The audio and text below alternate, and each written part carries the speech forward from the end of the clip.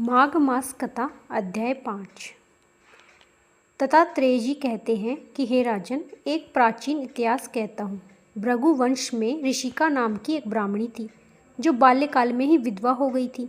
वह रेवा नदी के किनारे विंध्याचल पर्वत के नीचे तपस्या करने लगी। वह जितेंद्रिय, सत्यवक्ता, सुशील, दानशील तथा तप करके देह को सुखाने वाली थी। वह अग्नि में आहुति देकर उच्चव्रति द्वारा छठे काल में भोजन करती थी।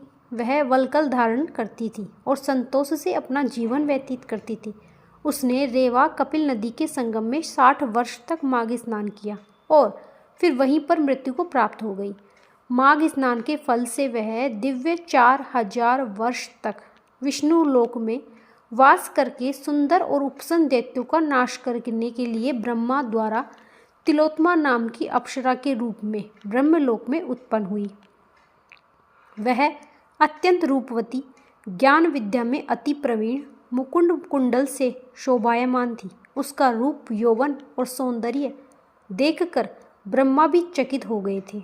वह त्रिलोकमा रेवा नदी में स्नान करके तब सुंद और उपसुंद के सैनिकों ने तिलोत्मा के समान उस रूपवती को देखकर अपने राजा सुंद और उपसन से उसके रूप की शोभा का वर्णन कर दिया और कहने लगे कि कामदेव को लज्जित करने वाली ऐसी परम सुंदरी स्त्री हमने कभी न देखी है। आप भी चलकर देखें।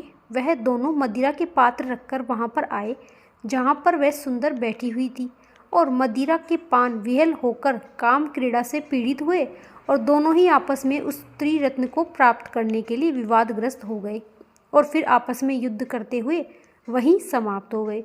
उन दोनों को मरा हुआ देखकर उनके सैनिकों ने बड़ा कोलाहल मचाया। तब तिलोत्मा उनको पर्वत से गिराती हुई दशों दिशाओं को प्रकाशमान करती हुई आकाश में चली गई और देव कार्य सिद्ध करके ब्रह्मा के सामने आई। तो ब्रह्मा जी ने प्रसन्नता से कहा कि हे तिलोत्मा चंद्रवर्धन, जब तक आकाश में सूर्य स्थित है नाना प्रकार के भोगों को भोगो। सो हे राजन, वह ब्राह्मणी अभी भी सूर्य के रथ पर माघ मास के स्नान के उत्तम भोगों को भोग रही है। इसलिए श्रद्धावान पुरुषों को उत्तम गति पाने के लिए यत्न के साथ माघ मास में विधि पूर्वक स्नान करना चाहिए। माघ मास कथा अध्याय 5 समाप्त।